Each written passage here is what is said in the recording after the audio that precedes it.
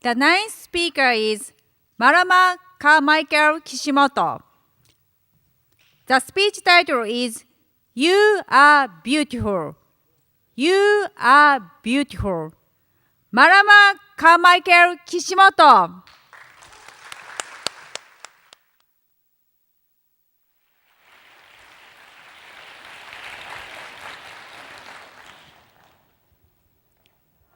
Look at those grey hairs and the wrinkles. You put on weight. Again. Fellow Toastmasters, what do you do when your mirror is mean to you? By the time my mirror finished with me, my confidence shattered. I felt ugly, useless, worthless. Later that day, I went to a coffee shop to meet my friend Heather. Heather was glowing with energy. She said, "Maz, I just published my first book." I thought, that's what I want to do. Maz, I've lost weight. That's what I want to do. Maz, I'm in love. I want to fall in love too. I tried to smile. But inside, I felt like a failure. Why couldn't I achieve anything? And my mirror made it worse. You should be more like Heather. It was a vicious circle. The meaner my mirror got, the less confident I felt. The less confident I felt, the less I achieved. The less I achieved, the meaner my mirror got. I didn't publish a book. I didn't lose weight.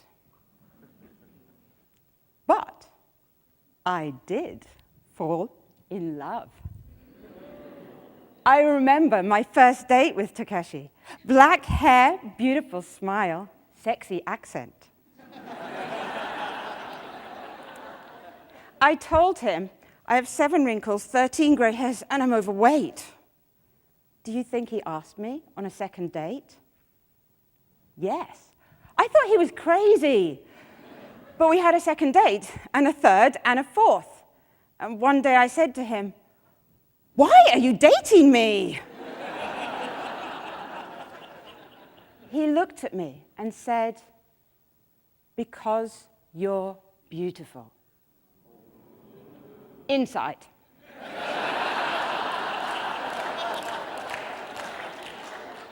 And out. Takeshi didn't care about my wrinkles. He didn't care about my grey hairs. So I stopped pointing my flaws out to him. But my mirror kept pointing them out to me. On our wedding day, my mirror said, "Wow, in that dress, you look just like a marshmallow." When I gave birth to our son, Finley, my mirror said, "Oh, you're a mother. Is that a good idea?" My mirror never shut up. It criticized everything I wore, everything I said, everything I did. One day, when my confidence was low, guess who invited me for coffee? Heather. I hesitated about going. You see, Heather was always so put together, so perfect, so confident. And since having a baby, my mirror told me I was even more of a mess. I went anyway.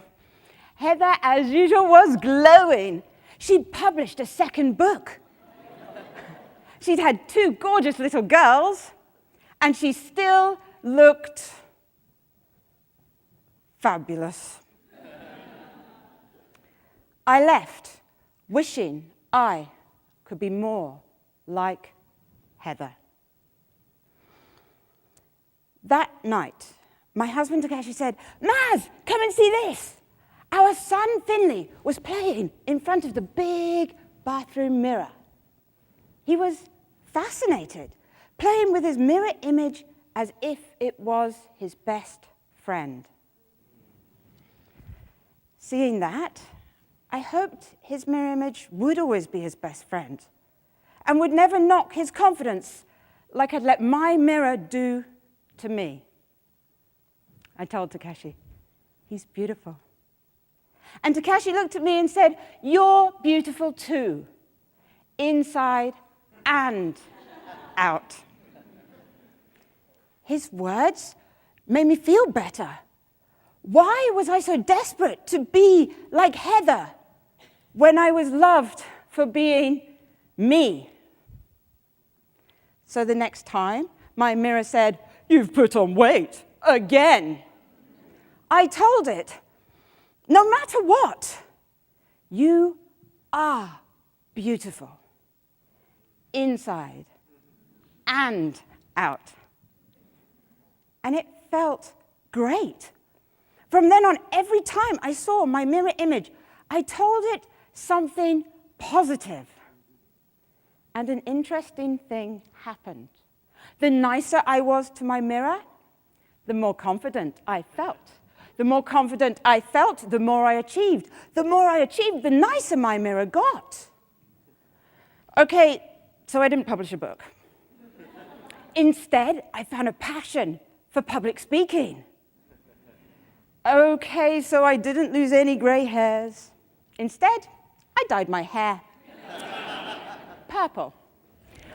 Okay, so I didn't lose any weight. Instead, I gained.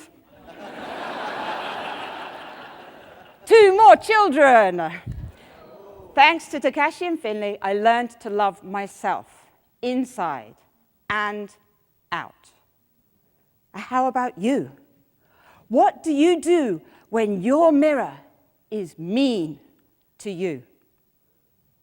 The next time you look in the mirror, no matter what, remind yourself, you are beautiful, inside and out.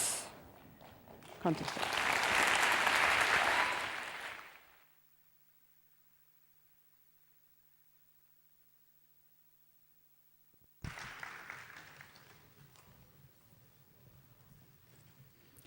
Thank you for your speech. We'll have silent until the tally counters collect all the ballots. Please remain silent and seated.